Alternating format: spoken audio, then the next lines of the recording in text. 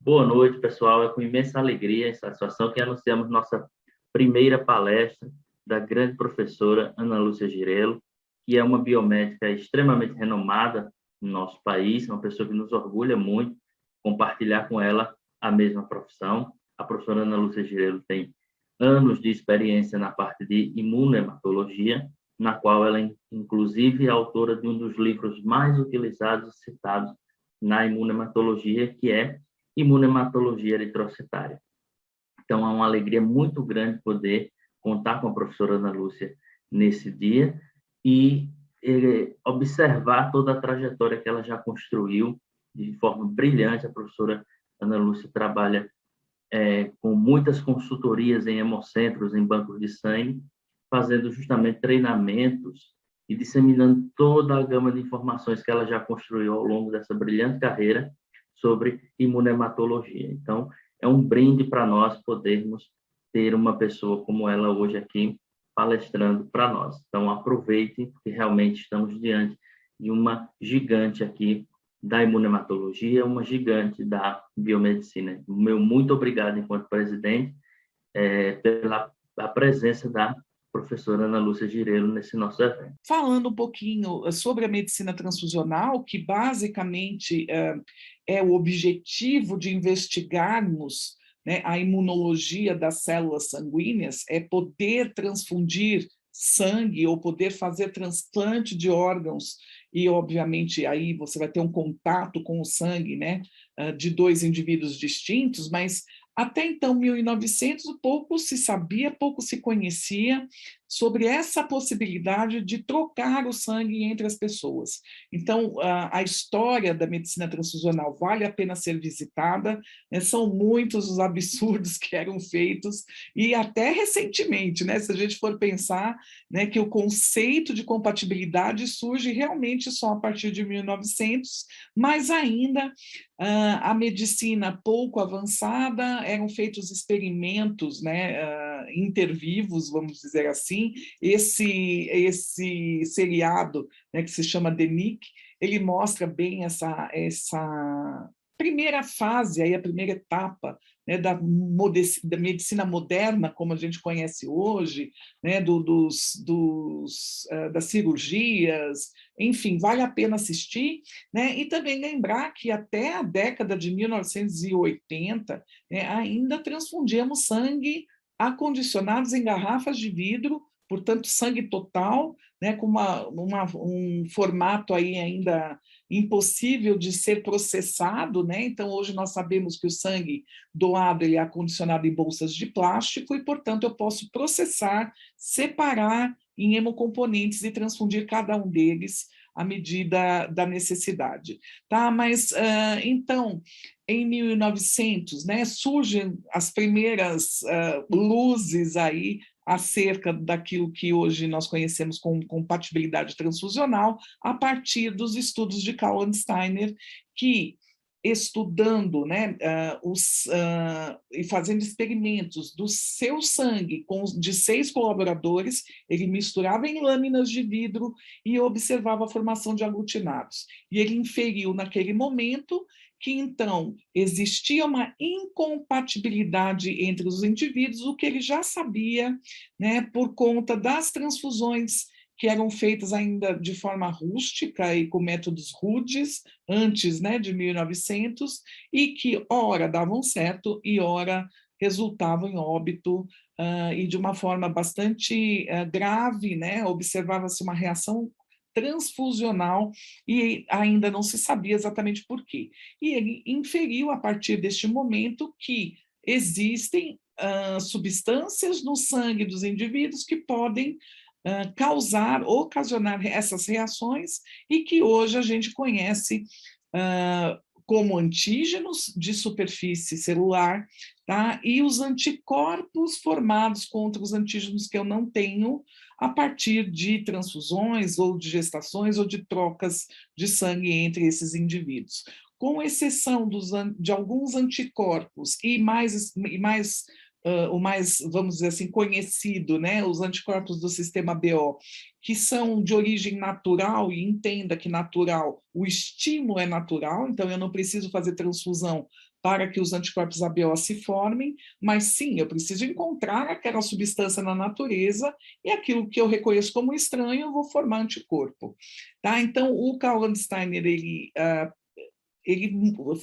formulou, né, essa tese, né, de que haveriam, então, essas moléculas presentes na superfície das hemácias e de todas as células sanguíneas, podendo, então, provocar uma resposta imune, combinando com a produção de anticorpos a partir do momento que eu troco o sangue entre esses indivíduos. Mas até 1945, quando Cumbis descreve o teste de Cumbis, né, o soro de antiglobulina humana, pouco se sabia ainda também, né? E em 1943, Landsteiner faleceu, né? E em 45 ele não teve oportunidade, então, né, de vivenciar esse novo momento. E hoje, né, se ele estivesse vivo, ele tomaria um susto, né? Porque a partir do advento do teste de antiglobulina humana, nós fomos capazes de descobrir outros antígenos contra outras substâncias das células sanguíneas. Por quê? Porque esses anticorpos de classe IgG agora podem ser visualizados, coisa que até 1945 eu só conseguia detectar pelo teste de hemaglutinação anticorpos aglutinantes à temperatura ambiente, ou seja, os anticorpos IgM contra os antígenos ABO, MNS, mais especificamente o MUN, tá? O P1, que hoje a gente conhece como P1PK, e o anti-D, né, que num primeiro momento nós sabemos que são anticorpos IgG, mas eu posso ter também frações IgM detectáveis à temperatura ambiente, tá? Ou até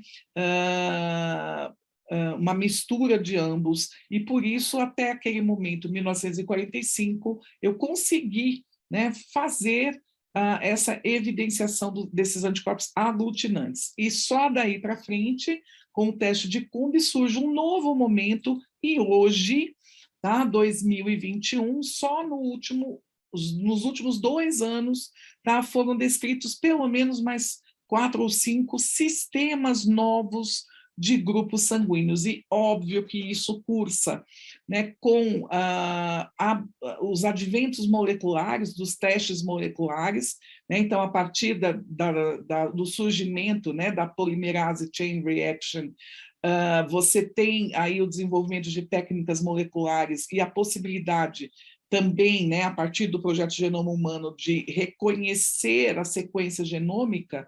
Então, hoje eu consigo alocar, né, esses novos achados, agrupando em famílias, entre aspas, que hoje a gente conhece como sistemas de grupos sanguíneos. Então, atualização novíssima, tá? Essa é a última publicação, super fresca. Então, hoje já são reconhecidos 378 antígenos só eritrocitários, sem falar de plaquetas e sem falar de neutrófilos.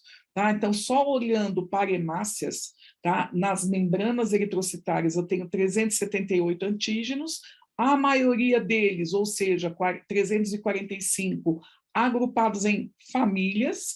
Tá? Essas famílias são os sistemas de grupos sanguíneos, e, como eu disse, só nos últimos 2 anos, 1, 2, 3, 4, 5, 6, 7, né, novos sistemas de grupos sanguíneos. Tá? E esse último, esse sistema 043, ABCC1, surgiu num paciente brasileiro, mais especificamente um anticorpo em um receptor de hemocomponente. Esse anticorpo não era contra nada do que a gente já tinha visto antes, tá? E a partir de um trabalho cooperativo entre Brasil e França, surge aí um novo sistema de grupo sanguíneo chamado, pelo menos até o momento, de ABCC1, e é o mais novo dos novos, e surge aí numa família brasileira, o que nos traz assim muita honra, né? O primeiro historicamente descoberto no Brasil. Tá? E outros antígenos, aqueles que não estão agrupados em família, que estão alocados em coleções ou séries. Mas uma coisa eu gostaria de chamar a atenção, que hoje já são mais de 1.800 alelos gênicos envolvidos na codificação de proteínas de grupos sanguíneos eritrocitários. O que quer dizer isso, gente? Que alguma coisa a gente está perdendo, né? Então, alguma coisa a gente deixou de saber ou deixou de conhecer. Por quê? Porque a imunohematologia laboratorial, né, ela é muito pequena, né? Ela é muito rústica, né? Se assim por dizer, não sei se é a melhor palavra, mas diante da grandeza dessas descobertas. Então, eu sempre digo, né, que aquilo que a gente estuda na imunohematologia está muito além daquilo que a gente pratica. São duas realidades totalmente diferentes. Então, o que eu sei e o que eu executo. Tá? Então, vamos ver, vamos começar a pensar o que será que a gente está fazendo de errado. Então, você deve estar pensando assim, na tipagem sanguínea talvez eu não esteja fazendo nada de errado. Mas será que você sabe realmente se está fazendo alguma coisa errada ou não? Será que você conhece o fundamento da técnica, conhece tudo acerca dos antígenos do sistema BO? Então, eu poderia dizer, sem chance de errar, tá, que a tipagem ABO ainda ela é muito, me perdoem a força de expressão, muito mal feita. Por quê? Porque apesar de ser um teste simples de ser executado, tá? Muito pouco nós conhecemos acerca, né, da profundidade do sistema BO. Então, desde erros pré-analíticos até erros analíticos, por exemplo, coisa que eu não aceito mais, desculpem, eu acho isso inaceitável em 2021, que se faça tipagem em lâminas de vidro, tá? No mínimo, tá? Nós devemos executar testes em tubos de ensaio, porque nós já temos outras metodologias, nós já temos técnicas automatizadas, não tem sentido continuar realizando testes em lâmina como na época de Landsteiner, em 1900, minha gente. Tá? Outras coisas, como nós vamos falar mais ali adiante, fazer tipagem ABO sem prova reversa, fazer tipagem RH sem o controle do teste, fazer teste de cumbis sem saber o que está procurando e não usar de forma adequada a técnica, tá? Trabalhar com sangue de cordão umbilical, né, em rotina de maternidade, sem executar a técnica corretamente, tá? E o pior, né, eu acho que sem medo de errar também, eu diria que a rotina de monitorização da relação feto-materna, né, da gestante com o seu feto, ela ainda é bastante problemática, tá? E isso passa pelo laboratório clínico e acaba chegando muitas vezes na maternidade, após o nascimento de um bebê, tá? Quando você observa que alguma coisa deu errado.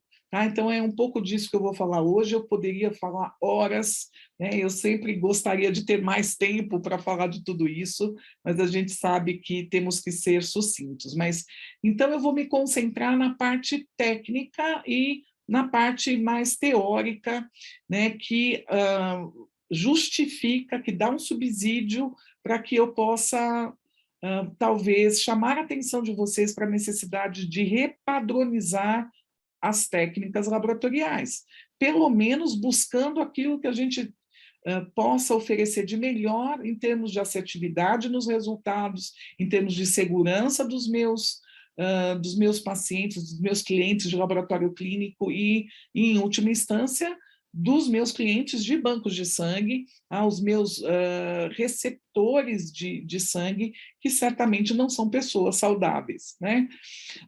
Então, ocorrem erros clericais, conceituais, metodológicos, é um monte de erro. Tá? E eu sempre digo, ninguém erra porque quer.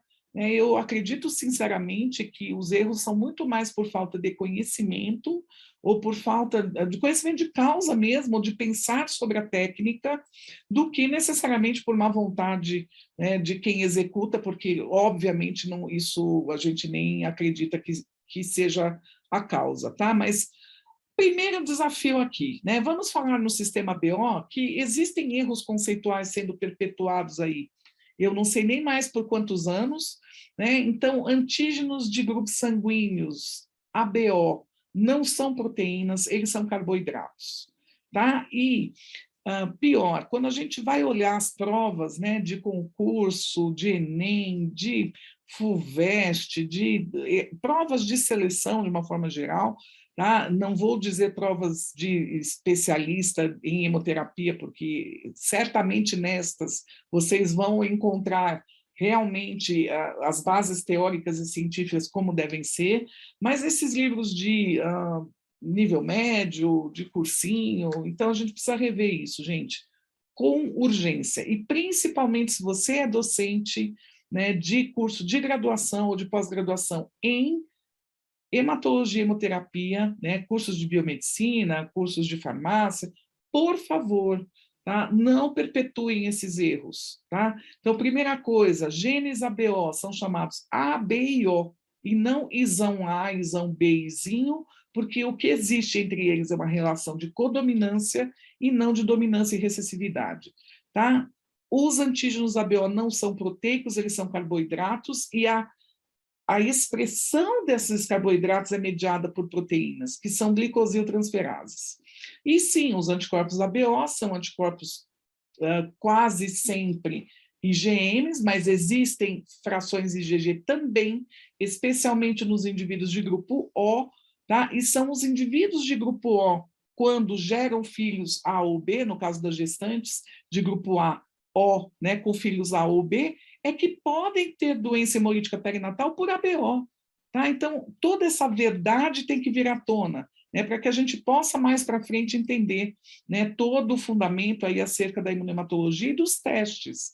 Porque enquanto a gente continuar, né, investindo nessas informações erradas, né, todo mundo vai para o laboratório clínico, vai trabalhar no laboratório e vai continuar fazendo teste em lâmina e acreditando, né, nesses conceitos errôneos, tá? Então, só aqui para exemplificar, eu deveria contar toda a historinha, mas não temos tempo para isso, né? Exemplificar que os antígenos ABO, então, são esses açúcares que são adicionados a uma estrutura precursora básica de açúcar também, tá? Então, aqui vocês podem visualizar, né, essa estrutura aqui de carboidratos, que é chamada de substância de base ou substância precursora BO. Esse açúcar fucose é o açúcar que é colocado por uma enzima produto do gene H, tá? E depois, tendo essa fucose aqui adicionada, eu tenho outras enzimas, por exemplo, a enzima do produto do GNA, que é uma N-acetilgalactosaminotransferase, que adiciona um açúcar que se chama N-acetilgalactosamina a essa estrutura onde já tinha a fucose H, tá? E a galactosiltransferase, que adiciona uma galactose a essa estrutura básica onde já tinha a fucose, e agora eu chamo de antígeno B. Então, esse é o indivíduo A, esse é o indivíduo B, esse é o indivíduo chamado grupo O, tá? A enzima O não adiciona nada, ela não tem afinidade por nenhum açúcar, ok? E aqui o indivíduo AB, ele vai possuir dois tipos de estrutura, tá? Mas tá, o que isso tem a ver com a história? Primeira coisa, antígenos ABO não são proteicos, mas a proteína é uma intermediária nesse processo. Tá? Qualquer mutação genética nem sempre causa uma alteração direta no antígeno, mas sim na eficácia dessa enzima. Tá? E outra coisa importante é saber, né, que eu tenho antígenos ABO não só na hemácia, como também em todos os tecidos e, às vezes, né, em 80% das vezes, em fluidos corpóreos, como saliva, leite, lágrima. Tá? Então, eu posso, né, essa é uma outra história, mas eu posso também expressar, trazer aí, né, nessas minhas secreções, eu também posso ter a presença aí dos antígenos ABO. Os antígenos já estão presentes na vida intrauterina, nos precursores ali de hemácias, desde a 5ª semana, tá? E também plaquetas expressam antígenos ABO, então plaqueta tem tipo ABO, tá? Mas não tem tipo RH, já adianto, para quem é curioso, tá? E os meus linfócitos também têm, né, os antígenos ABO aí em nível de membrana. Muito bem, então vamos lá. O que eu não sabia, né? Talvez eu não soubesse que os genes não eram dominantes e recessivos, né? Então só reiterando, são genes codominantes, então existe uma enzima de grupo O que não existe é o antígeno O. E por que é tão importante a gente falar de ABO? Então, fazer tipagem ABO em laboratório, eu nem sei bem se é tão importante, tá? Mas certamente, né, em pensando em transfundir pessoas, tá? Ou transplantar tecidos, né? É muito importante eu fazer a tipagem correta, porque, especialmente no caso transfusional, um erro ABO mata. Tá? Uma transfusão incompatível, onde o indivíduo doador tem um antígeno, o receptor tem um anticorpo, tá? Leva a óbito, ou pode levar a óbito, em 10 a 20 minutos após iniciada uma transfusão. Tá? Isso não é brincadeira, tá? Isso é bastante sério. Vocês podem nunca ter ouvido falar, porque são coisas que talvez as pessoas nem saibam exatamente, né, a causa daquele óbito, né, ou se sabem, também às vezes passa batido, né, mas o fato é que, sim, isso acontece, os erros ABO são os mais temidos nos bancos de sangue, por isso tem tantas travas de segurança, e por isso também eu te digo, não pense você que aquela farda, aquele capacete, aquela carteirinha de tipagem, né, que o indivíduo carrega, que isso vá ser respeitado, né, pelo banco de sangue no momento de ter uma transfusão. Não, o banco de sangue vai fazer tudo de novo, tá? E cada vez que o indivíduo entrar como doador ou como receptor, a tipagem será refeita, tamanha é a importância, né, desse dado e para a segurança transfusional. Tá? Pelo menos no Brasil é assim, tá? Não estou nem me referindo às legislações de outros países. Tá? Então, só mostrando aqui para vocês que, de fato, existem os 3 genes A, B e O, e é assim que eu me refiro a eles. Eles são codominantes, então, de fato, existe uma enzima O, eu vou até mostrar a foto delas para você, né? Então, existe aqui, isso é uma modelagem molecular das enzimas transferases, né? Então, eu posso, né, tentar tirar uma foto da enzima O e ela existe. O que não existe, né? Como ela é produto de um gene alterado, então existe uma mutação clássica, não é a única, tá? Mas foi a primeira a ser descrita no gene O, é uma mutação que, por deleção, então, uma deleção de uma guanina na posição 261 do gene, tá? Fez com que essa enzima O virasse a funcional, ou seja, né, ela surge um stop codon no RNA mensageiro. E o que acontece? A partir desse trecho no RNA mensageiro, a proteína para de ser produzida, porque existe ali o código de parada, e, portanto, ela é afuncional, mas ela existe. Por isso, o GNO não pode ser chamado de recessivo. O GNA é a sequência original, né, o gene selvagem, e eu comparo as sequências dos genes B e O, né, ao gene A. Tá? Então, eu poderia aqui também contar toda essa história. Isso não é uma história nova, essa descoberta, essa descrição, né, esse sequenciamento dos genes ABO, né, foi feito já, né, há muitos anos, lá em 1990, né, quando Yamamoto, né, sequenciou os genes ABO, tá, e descreveu as primeiras sequências do A1, B1 e O1. Né, então, isso não é, está longe de ser uma coisa novíssima, né? E deveríamos já estar contando essas histórias aí para os nossos descendentes, tá? Então, eu falei uma coisa para antecipar aqui um conhecimento, se os genes ABO, tá? Eles codificam uma enzima antes mesmo de codificar o antígeno, porque a enzima adiciona um açúcar àquela estrutura precursora da hemácia. Então, será que não existiriam mutações genéticas que o produto em termos de antígeno fosse o mesmo? Tá? Ou seja, o açúcar será o mesmo apesar da mutação existir? Resposta sim. Tá? Então, existem mutações que não são críticas a ponto de mudar a afinidade, né? Fazer produzir uma enzima com uma afinidade diferente.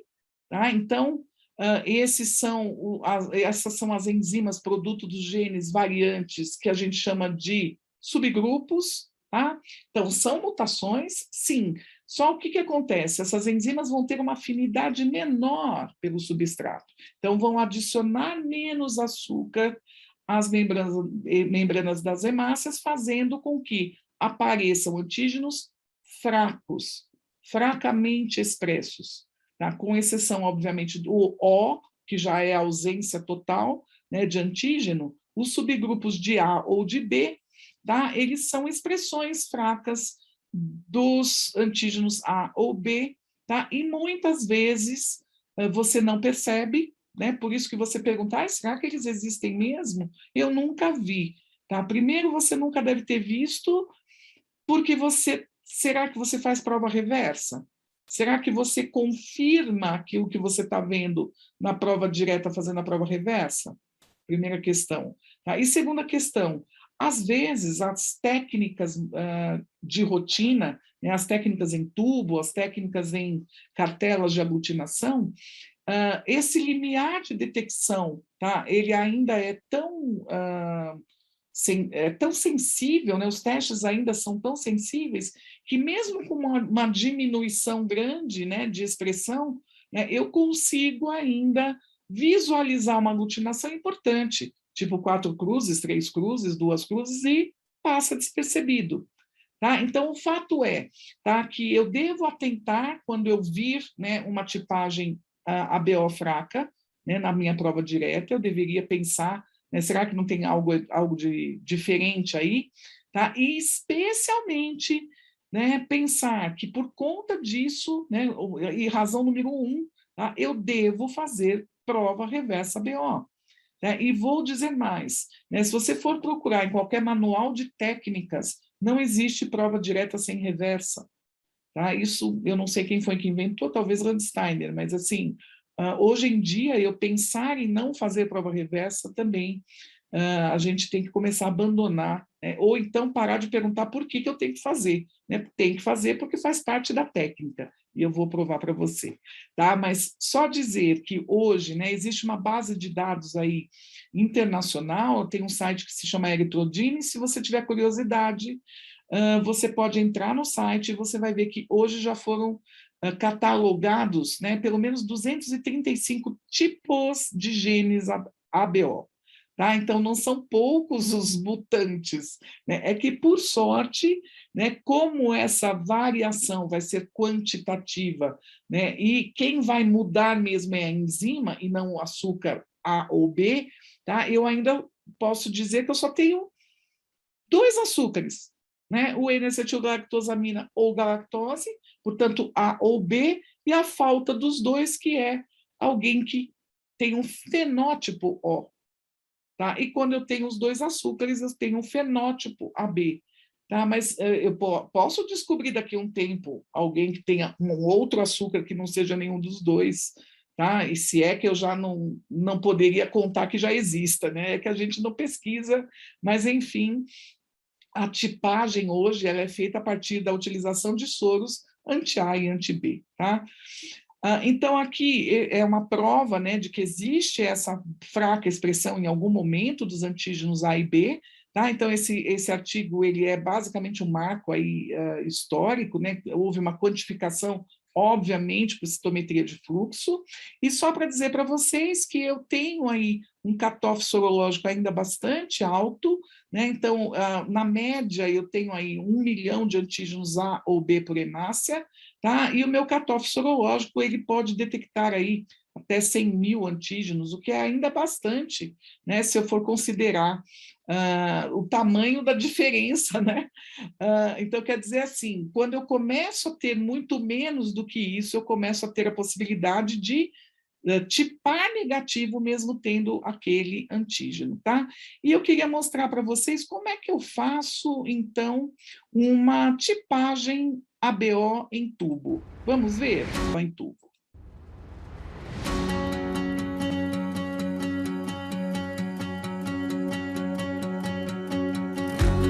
Identificar os tubos com os reagentes e a amostra a ser testada. Preparar a suspensão de hemácias a 5% em solução fisiológica 0,9%. Pipetar 1 ml da solução fisiológica em um tubo limpo. Adicionar 50 microlitros do concentrado de hemácias. Homogeneizar.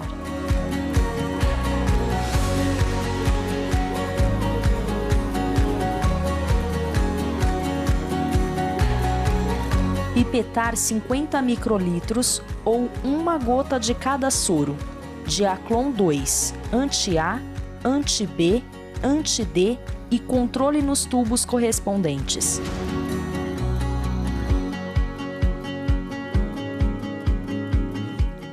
Adicionar 50 microlitros ou uma gota da suspensão de hemácias em cada tubo. Homogeneizar e centrifugar 20 segundos a 1000 G.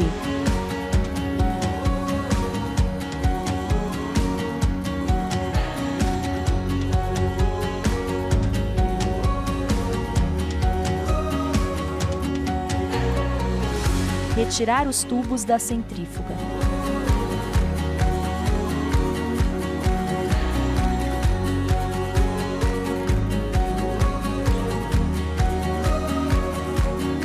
Realizar a leitura sob luz direta e indireta. Ressuspender suavemente o botão de hemácias e observar a aglutinação. Inclinar o tubo e movimentar suavemente até que as hemácias se desprendam totalmente do fundo do tubo. Hemácias aglutinadas, resultado positivo. Faça o procedimento de leitura para todos os tubos.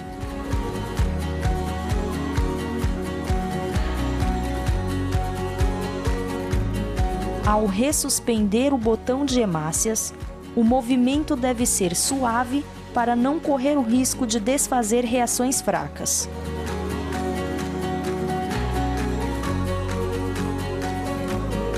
A leitura do teste só é finalizada quando o botão de hemácias for totalmente desprendido do fundo do tubo.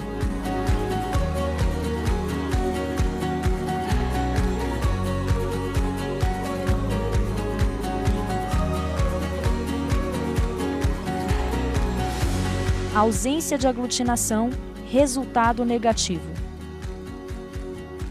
Registre os resultados e faça a interpretação do grupo sanguíneo.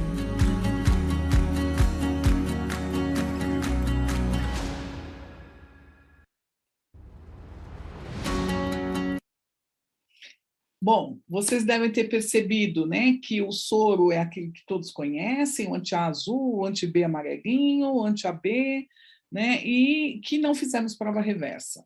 Né? Então, basicamente é isso que a maioria de vocês deve fazer, né, numa tipagem, porém incluir aí a prova reversa, e agora eu vou mostrar uma outra metodologia, o que seria a prova reversa, né, mas lembrando que tanto em tubo quanto em cartelas e com qualquer marca de reagente, com qualquer modelo de tubo, né, você pode fazer a mesma coisa. Isso é só um exemplo, né, de uma marca, de uma empresa, mas você faria igualmente com qualquer outro reagente, com outra centrífuga, e óbvio que aí você vai ter que validar o seu tempo de acordo com a centrífuga que você está utilizando.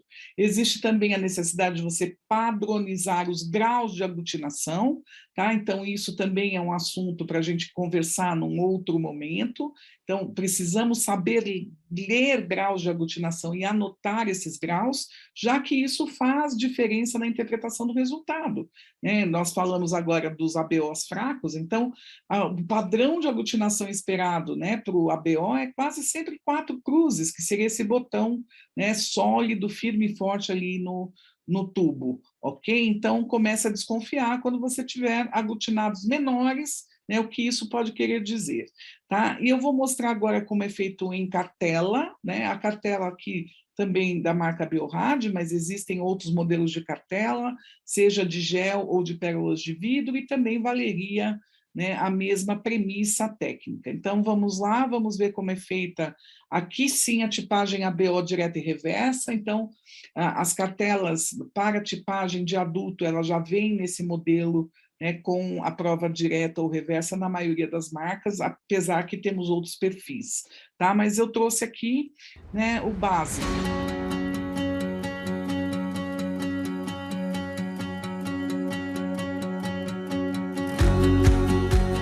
Abrir o lacre do cartão cuidadosamente.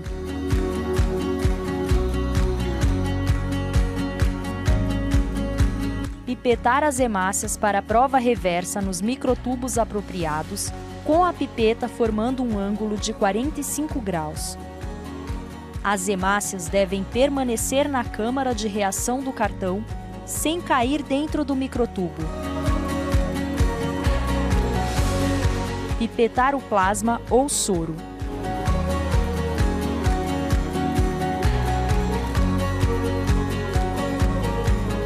Preparar a suspensão de hemácias a 5% em ID diluente 2. Dispensar 500 microlitros do ID diluente 2 no tubo e pipetar 25 microlitros do concentrado de hemácias.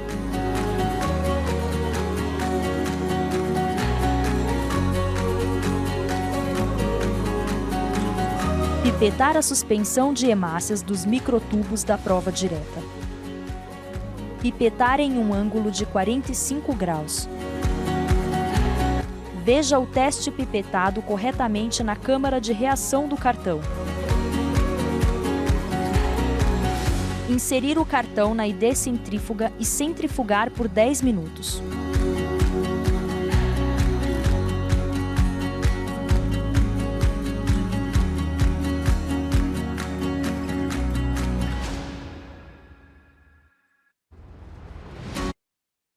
Sim, e aí vem a fase de interpretação dos graus de aglutinação, que também, como eu disse, devem ser padronizados. Então, obviamente, todas essas instruções vão no seu manual de procedimentos, mas nós temos desde as reações negativas até as reações 4 cruzes, assim como no tubo, lembrando que nas cartelas você tem a possibilidade de visualizar reações em campo misto, a dupla população, né? Principalmente, vamos dar um exemplo clássico, né? O indivíduo é do grupo A e recebeu um hemocomponente O, né? Então, ele vai ter 2 tipos de sangue circulando, né? Então, aparecem esses 2 tipos, aqui eu vou apontar, né, com o meu apontador, né? Aqui nessa última nesse último microtubo, vocês estão vendo nitidamente a dupla população. Então, essa é uma das grandes vantagens, né, das cartelas, além do método totalmente padronizado, mais fácil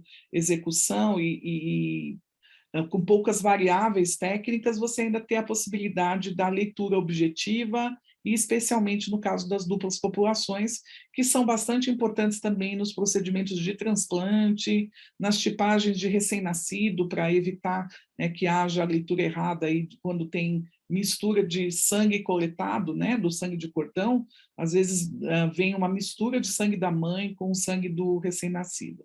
Bom, vamos lá, né, sabendo que a tipagem ABO é tão fácil, né, e vocês já viram como é que faz, como é que eu interpretaria, então, essa tipagem, levando em consideração o que eu vi até agora? Bom, como eu disse agora aqui atrás, né, quando você observa um resultado onde as hemácias desceram no microtubo, né, você tem aqui, então, um resultado negativo com o reagente anti-A, negativo com anti-B e negativo com anti-D. Então, aqui, né, fácil interpretação, o indivíduo é O negativo e isso é só uma tipagem. Vamos liberar, ok, muito obrigada, passar bem. Lembrando, se fosse em tubo seria do mesmo jeito, né? Em tubo ou em cartela, o resultado que eu estou propondo é esse. Mas o que eu disse mesmo a vocês, né, que um teste de tipagem sanguínea inclui a prova reversa, tá? A partir dos 4 meses de idade. Então, de 0 a 4 meses, eu posso não, né? Você não faz a prova reversa, porque você não vai achar o anticorpo no recém-nascido, porque ele vai formando a partir do nascimento, mas a partir dos 4 meses de idade, eu já tenho que fazer a prova reversa e eu começo a achar pequenas quantidades de anticorpos. E aqui, né, eu não sei nem de quem é essa amostra, mas aqui eu tenho alguém que está tipando como O, né? Então, na tipagem ABO ele é O, só que na prova reversa ele tem anti-B, né? Então, alguém que tem anti-B, ele é do grupo A, né? Ele não é O. Então, o que tem de errado aqui, minha gente? são as famosas discrepâncias ABO. E aqui seria assunto para mais uma longa aula, né? As discrepâncias ABO, elas podem acontecer por várias razões, tá? E aqui a nossa cara de interrogação é o que é essa prova reversa e o que é esse controle do RH, que eu nem sabia que existia também. Isso é assunto também para daqui a pouco, tá? Mas lembrar, né, que eu devo fazer, né, além da pesquisa dos antígenos na membrana das hemácias, tá? Por favor, pesquisem os anticorpos correspondentes, né, àquilo que ele não tem, porque isso vai te dar uma certeza de que você está interpretando adequadamente o seu teste.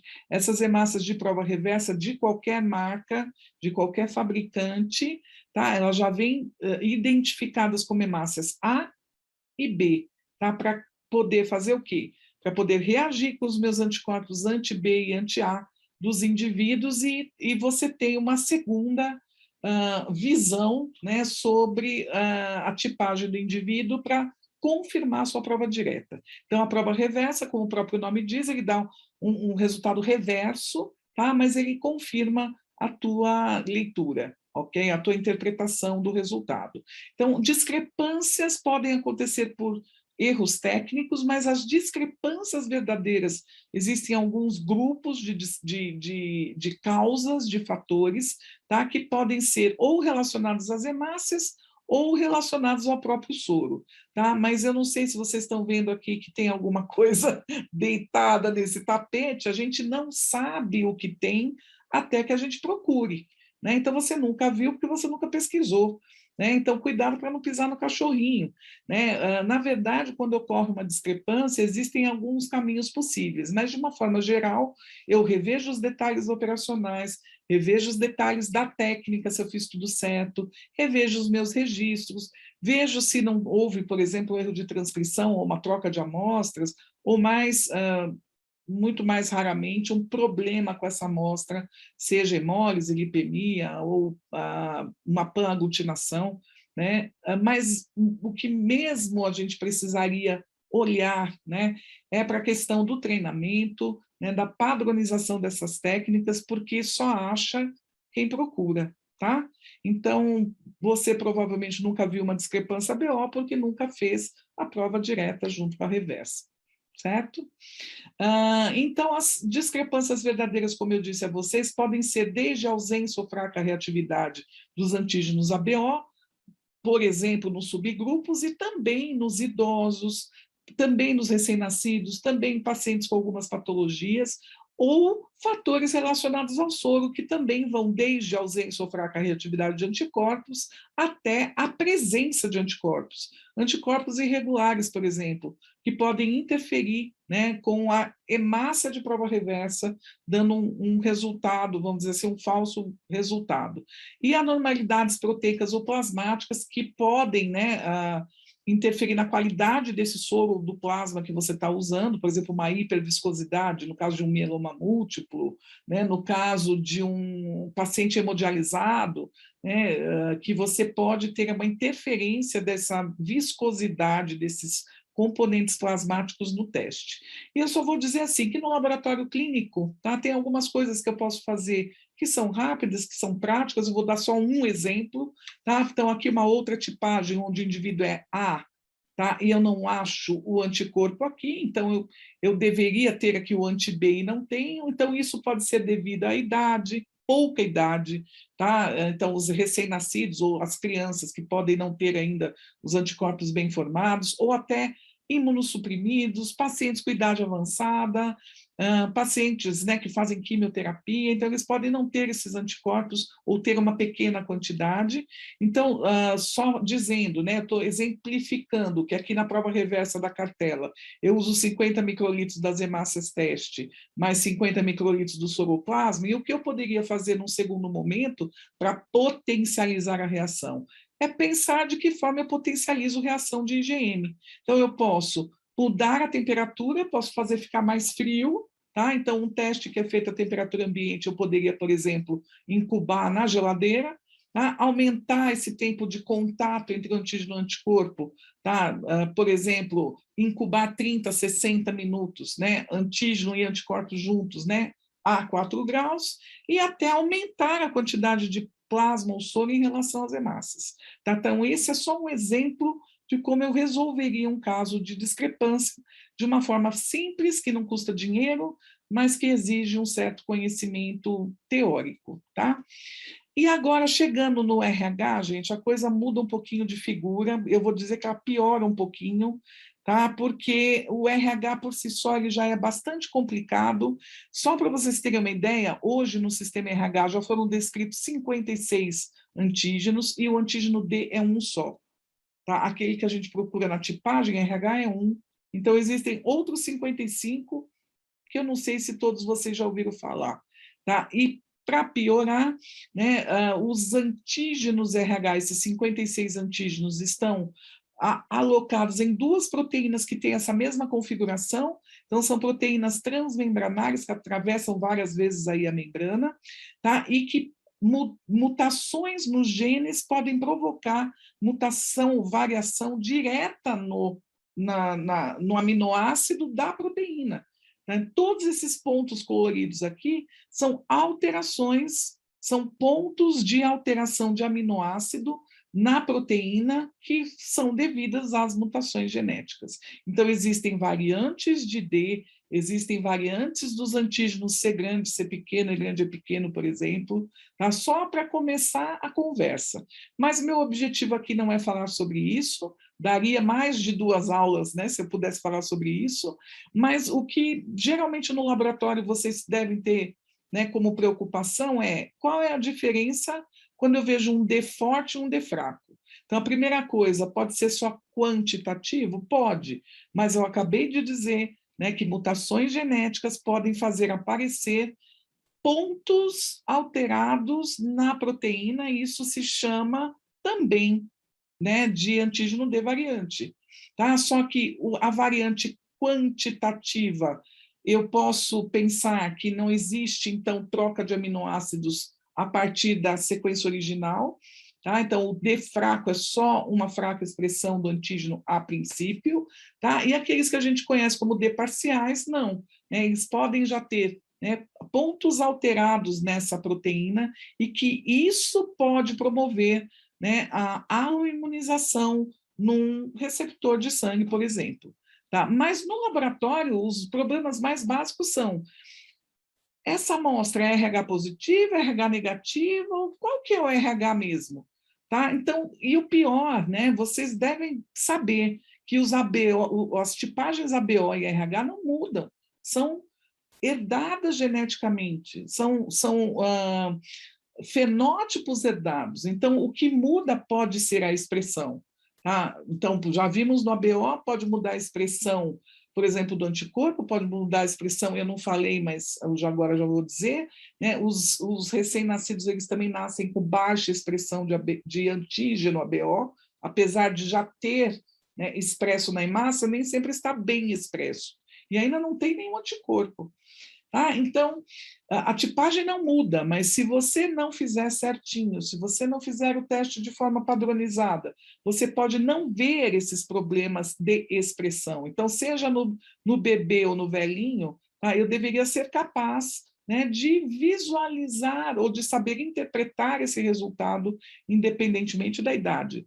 Né? E o pior ainda é quando você lauda. Né? Então, no laboratório clínico, a gente tem que dar um laudo, e esse laudo muitas vezes implica, né, da pessoa passar a vida inteira achando que era de um tipo e, na verdade, ela não era. Né? E pior, mais amplamente, se essa pessoa for uma gestante que estiver fazendo um pré-natal e você vai dar um resultado errado para ela, isso pode comprometer a gestação de forma definitiva. Tá? E eu vou te dizer, você deveria saber comprar reagentes anti-D, porque basicamente hoje existem à venda, tá, reagentes diversos. Tá? Então, policlonais quase já não se encontra, mas são anticorpos anti-D humanos. Tá? Atualmente, a maioria dos fabricantes não tem mais à venda, mas existem anticorpos anti-D monoclonais, desde monoclonais simples, que reagem com apenas alguns epítopos, até blends, misturas, ou de mono com policlonais, ou de frações IgM e IgG de anti-Ds. Tá? E a pergunta é, qual que eu vou comprar agora? Depende, tá? Depende qual é a tua rotina, depende quem é que você está tipando, tá? E principalmente você tem que entender que dependendo do tipo de variante do antígeno D, você pode não detectar usando apenas um reagente, tá? Então é para ficar realmente preocupado, tá? Dependendo do clone, tá? Do clone do antissoro, tá? Ele é produzido por tecnologia de monoclonais, né, os tais hibridomas, né, que eu apresento epítopos para esses hibridomas e eles respondem produzindo anticorpos altamente específicos contra um epítopo do antígeno. E se eu tenho antígenos com epítopos diferentes, quer dizer que nem todo anti-D tem a mesma capacidade de detecção. Tá? E qual é o anti-D que você usa? Essa é a pergunta. Vai lá ver, tá? Então, de novo, mostrando a mesma figura da membrana, da hemácia e a proteína aqui, no caso, a proteína C, a proteína D ou a proteína CE, tá? Elas têm a mesma forma, vamos dizer assim, tá? Mas o que eu quero dizer é que aqui, né, eu posso ter pontos diferentes, pontos aminoácidos trocados nessa proteína, e isso vai resultar em epítopos diferentes dos originais, tá? E o problema é que esses Ds variantes podem desenvolver anticorpos anti-D se receberem sangue de indivíduos D normais, ou, no caso das gestantes, a mesma coisa, tá? Então, alguém que é D positivo que forma anti-D. Ou pior, alguém que passou a vida inteira achando que era D negativo e, na verdade, hoje ele é positivo, ou vice-versa. E eu não vou nem aprofundar nessa questão do controle do RH, tá? Que isso daria toda uma aula também só sobre isso, tá? Mas a tipagem RH inclui controle do teste, é um controle negativo, então quer dizer que o meu anti-D, ele tem uma certa quantidade de proteína, né? O meu anti-D, a maioria dos anti-Ds tem uma certa quantidade de proteína, albumina, tá? E isso poderia causar, né, uma hemaglutinação, tá? Sem a presença de anticorpo. Tá? Então, eu uso um controle negativo no teste, em paralelo, você não sabia, né? Eu sei. Mas é necessário, é imprescindível, tá? Eu vou mostrar um caso onde isso não aconteceu e qual foi a implicação. Tá? Então, isso também está escrito nos manuais de procedimentos, as técnicas de tipagem RH incluem utilizar o controle de RH, tá? E aqui eu vou mostrar como é que eu interpretaria. Então, mas, normalmente, o que você vai ter? Né? Uma fenotipagem com o anti-D e o controle do RH. Então, quando dá positivo com o reagente anti-D e o meu teste controle negativo valida, resultado RH positivo. Tá? RH negativo no anti-D e negativo no controle de RH, eu faço o teste em fase de antiglobulina humana, que é a pesquisa de DEFRACO, incubando a 37 e fazendo o teste de antiglobulina humana, e se resultar negativo no final, negativo RH. Tá? E se der positivo em alguma das fases, né, por exemplo, a 37 graus ou em fase de antiglobulina humana, eu libero como RH positivo. E o que acontece, né, quando esse tal controle de RH dá positivo? Invalida a minha tipagem. Eu não posso liberar. Tá? Isso aqui é um falso positivo. Por quê? Porque essa hemácia está sensibilizada com anticorpos e isto já veio assim do paciente, já veio sensibilizado em vivo. Tá? E eu estou agora detectando nessa tipagem com o meu anti-D, tá? Simplesmente esses anticorpinhos que estavam aqui, né, que já veio do paciente, então um cumbi direto positivo, interferindo no meu resultado de tipagem RH. Tá? Então, o controle de RH ele serve exatamente para isso, para validar aquilo que eu estou vendo, né, na minha tipagem RH. Tá? Então, ele é um controle negativo. E se esse meu resultado for positivo só na fase de antiglobulina humana, no caso, com o meu anti-D, sempre com controle negativo, a pergunta é, será que então ele é um D fraco ou ele é uma variante parcial? De verdade, gente, eu não consigo te responder isso. tá?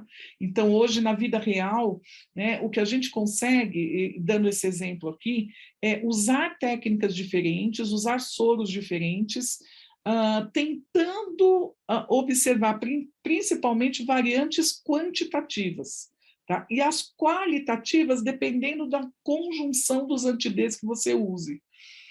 Tá certo? Então, por exemplo, aqui, eu posso usar um anti-D de uma marca X, de um clone Y, e dar um resultado negativo. Tá? Aí eu confirmo com outro anti-D, tá? E aqui eu estou propondo que eu esteja fazendo em gel, tá? Então, aqui a cartela, ela tem um anti-D que não detecta um tipo de D parcial que se chama categoria 6, tá? Enquanto esse soro detecta. Tá? E mais, aqui a fase, aqui esse meio é salínico e aqui esse meio é cumbis, tá? E olha o que aconteceu, tá? 3 tipagens anteriores já liberadas como RHD negativas, desculpa, vocês não devem estar vendo aqui o cabeçalho, tá? Então, esse é um caso que o indivíduo, né, sigla MSP, né, tem 3 tipagens anteriores liberadas como negativo e agora eu estou vendo o RH positivo. Como é que eu libero esse resultado? Tá? Durma com esse barulho, gente. Na verdade, aqui neste teste especificamente, este teste, em cartela, usando este soro, como essa cartela ela contém o soro de antiglobulina humana, tá? Eu devo ainda fazer o controle do RH, que na verdade é um teste de antiglobulina humana direto, um cumbis direto, tá? E ele vai ter que dar negativo para poder validar meu teste. Então, o que eu tenho hoje como solução para as minhas discrepâncias na fenotipagem RH? Tá? Então, primeiro, usar soros diferentes, de marcas diferentes, que sejam complementares em termos de especificidade. Para isso, você vai ter que ler a bula dos reagentes e saber escolher.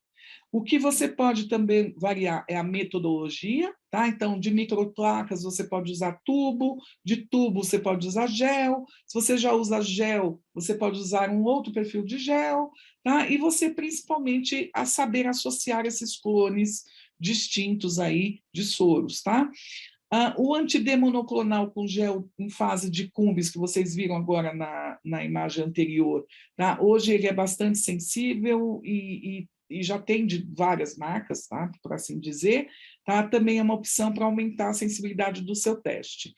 Posso também associar a tipagem com soros monoclonais, eu posso fazer tratamento enzimático das hemácias, e existe uma técnica sorológica, simples até, que se chama adsorção-eluição, que eu posso comprovar se aquele indivíduo tem o antígeno D ou não em baixa expressão. Mas o fato é que hoje as técnicas moleculares que estão amplamente difundidas no mundo para a genotipagem RHD, tá, ainda não são uma verdade em todos os lugares do Brasil, nem todos os serviços laboratoriais ou hemoterápicos dispõem, ainda são técnicas moleculares in-house, o famoso PCR, tá? E não temos ainda plataformas comerciais aprovadas ou, melhor, né, validadas aqui no Brasil, registradas, né? Então, a gente não pode usar para fins comerciais, ok? Eu vou contar 2 casos bastante emblemáticos que aconteceram essa semana no curso de Medicina Transfusional que nós, da Bioline, oferecemos, né, um curso à distância, e os nossos alunos trouxeram 2 casos bem importantes, tá, relacionados a erros de tipagem RH. Então, mais do que você simplesmente passar a vida inteira sabendo que você era do tipo errado, tá, existe uma outra implicação.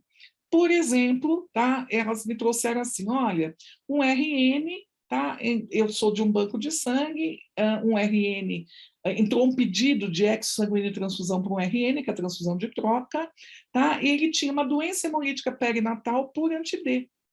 Tá? E, na verdade, qual que era o problema? A mãe desse bebê era tipada previamente como RHD positivo. E como é que ela desenvolveu anti-D e esse bebê, né, teve uma doença hemolítica perinatal por anti-D? Opção número 1, o bebê não era dela, então teve uma troca na maternidade, né? Ou ela não era D positivo e sim negativo, ou até ela era positivo variante. Tá? E vocês querem saber o final dessa história? Ela não era RH positiva. tá? Houve um erro no laboratório, tá? Ela foi tipada no pré-natal como RH positiva, mas ela não era, ela era RHD negativa, o que ela tinha era um cumbis direto positivo, porque ela tinha uma doença autoimune, tá? Esse cumbis direto positivo fez aquele efeito, né, de reagir com o meu anti-D, né, porque o anticorpo já está marcando a célula do indivíduo, então causa um falso positivo no teste. Se o laboratório tivesse corrido o controle negativo em paralelo, teria visto, mas não fez, não viu, e isso levou a uma doença hemolítica perinatal grave do RN, e ele teve que fazer transfusão de troca, sanguíneo transfusão, e poderia ter morrido, tá? Ou poderia ter tido quernícteros, que é aquela complicação da doença hemolítica perinatal. Esse foi o caso 1, e contaram no mesmo dia o caso 2, a gestante está, historicamente, no 3º aborto, tá? A tipagem dela é considerada RHD positiva, sendo que a primeira gestação foi há 10 anos, e agora, no 2º casamento, ela quer ter filhos, mas ela já está no 3º aborto, tá? E, na verdade, o que aconteceu? Quando foi para um outro laboratório, ou até no banco de sangue, agora não me recordo, né, ela é RHD negativa, tá? Foi tipada erroneamente, novamente, tá? E a verdade é, como ela era tipada como RH positiva, não fizeram o cumbis indireto. Só que ela tem um anticorpo anti-D com um título altíssimo, maior que 1024, que é a causa dos abortos recorrentes, tá? E por isso ela não consegue ter filhos.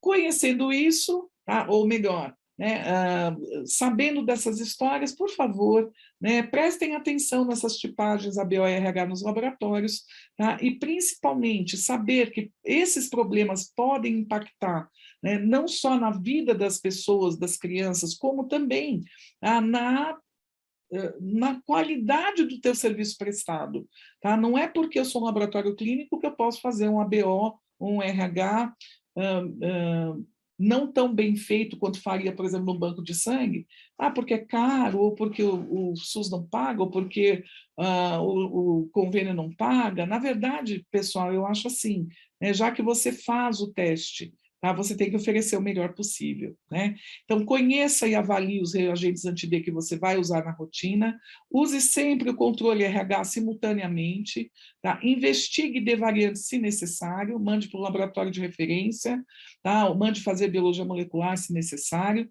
e informe sempre os casos suspeitos e ou confirmados de D variantes ao médico solicitante daquele teste, tá? Porque isso pode significar vida e morte, ok?